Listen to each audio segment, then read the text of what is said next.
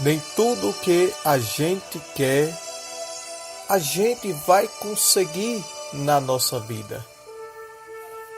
Pois a palavra do Senhor diz, ali em Isaías capítulo 55, e o versículo 8, diz assim: os meus pensamentos não são os vossos pensamentos, e os meus caminhos não são os vossos caminhos, assim diz o Senhor.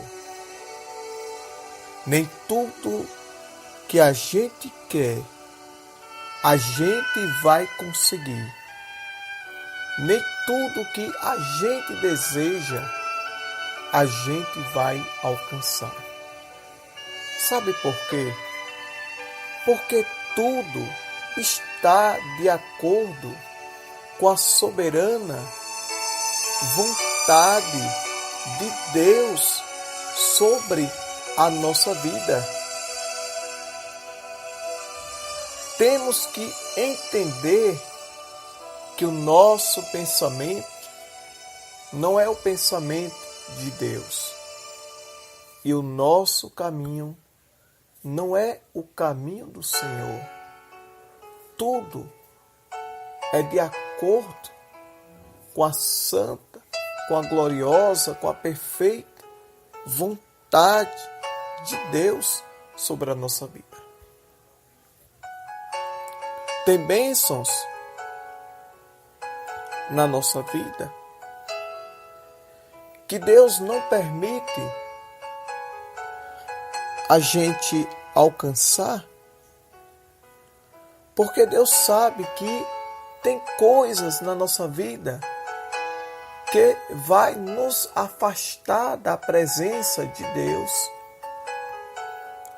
vai nos tirar da casa do Senhor, vai nos fazer esfriar e enfraquecer-se espiritualmente.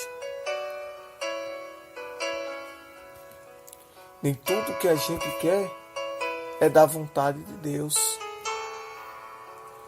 Outrora, o apóstolo Tiago, ele disse que tem oração que Deus não responde, porque a gente pede mal, porque a gente pede para os nossos próprios deleites, para o nosso próprio bel prazer, para a nossa própria vanglória, para a nossa própria exaltação e até mesmo para a nossa própria prepotência e arrogância. Lembro-me, meus amados irmãos e amigos, de um testemunho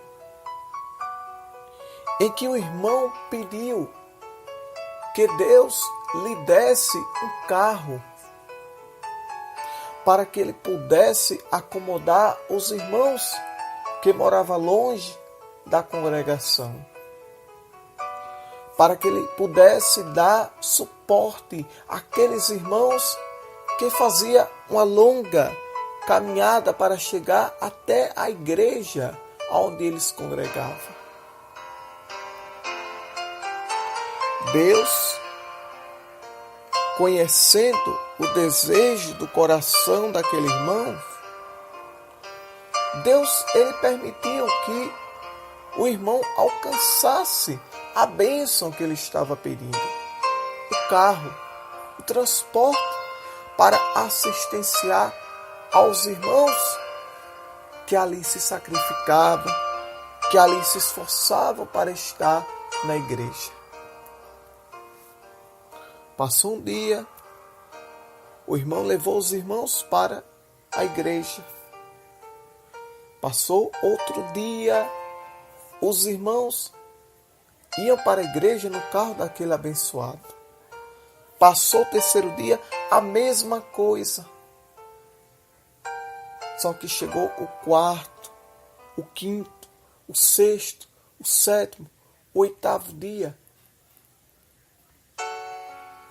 E aquele irmão começou a mudar o seu semblante. Aquele irmão começou a se comportar de forma que desagradava e entristecia ao coração de Deus. Aquele irmão que no primeiro dia, aquele irmão que no segundo dia, aquele irmão que no terceiro dia era uma bênção para os irmãos da igreja, começou a cometer uma idolatria, dizendo assim: olha, quando o irmão for entrar no meu carro, limpe os pés, cuidado, feche a porta com cuidado para não quebrar o transporte. Alguém poderia até me falar: é porque o irmão tem cuidado com o transporte que ele alcançou. É porque o irmão ele é organizado, é porque o irmão ele gosta de tudo certinho. Mas não era isso não, irmão. Sabe o que era que estava acontecendo?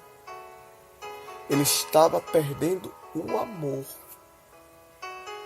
pela obra de Deus.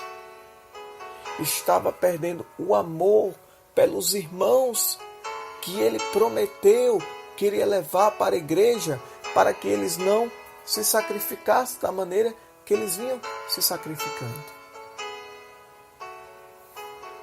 E o coração daquele amado irmão, ao invés de estar na obra, ao invés de estar em ajudar aos demais irmãos da igreja,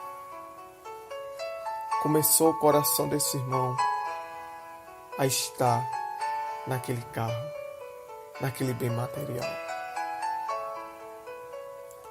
Você está vendo que nem todo mundo está preparado para receber algo da parte de Deus? Conheço irmãos que quando era congregado, quando era membro da igreja, era uma bênção. Saudava todo mundo com a paz do Senhor. Orava, jejuava, buscava constantemente a Deus. Mas quando Deus foi exaltando ele materialmente, ministerialmente, colocando aquelas altas posições da sociedade e até da ordem eclesiástica da casa de Deus, ele foi perdendo a humildade, a soberba, a arrogância, a prepotência, o eu. Foi entrando dentro do coração daquele irmão. E aí, Deus não se agrada disso. A humildade foi sendo deixada de lado na vida daquele irmão.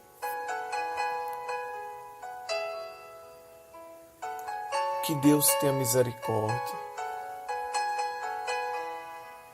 Que Deus dê oportunidade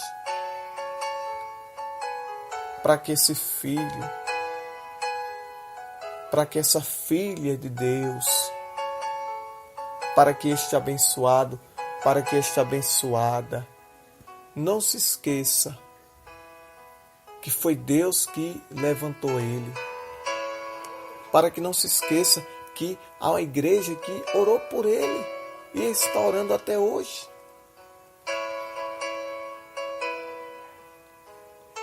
Para que se lembre das origens, da onde começou, e volte a ser uma bênção.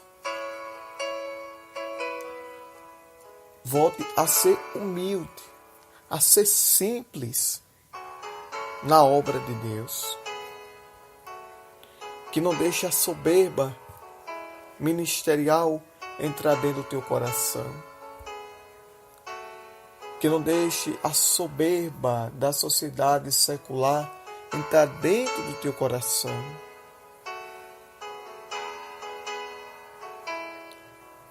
Se eu estou falando essa palavra para você nesse exato momento,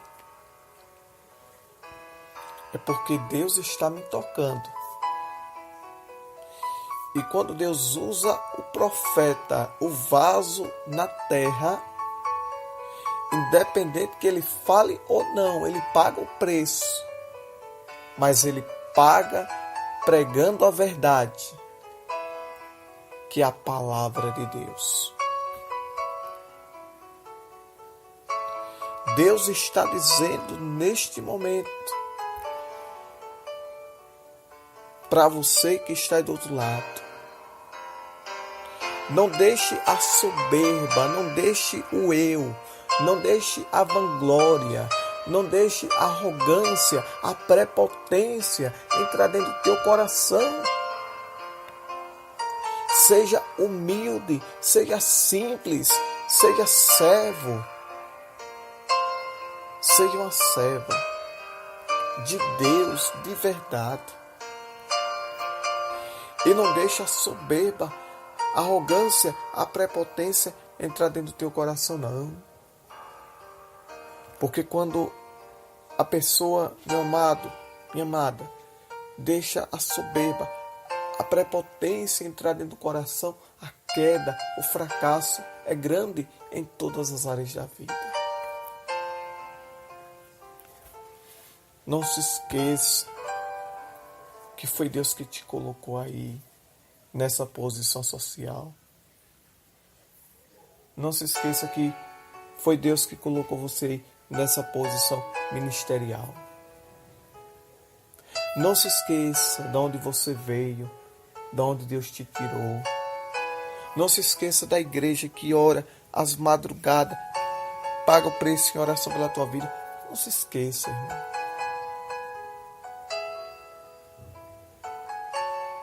Porque a Bíblia se cumpre.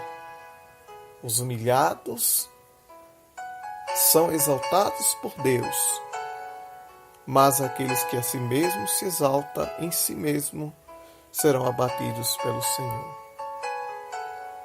Seja humilde. Seja humilde para a glória de Deus.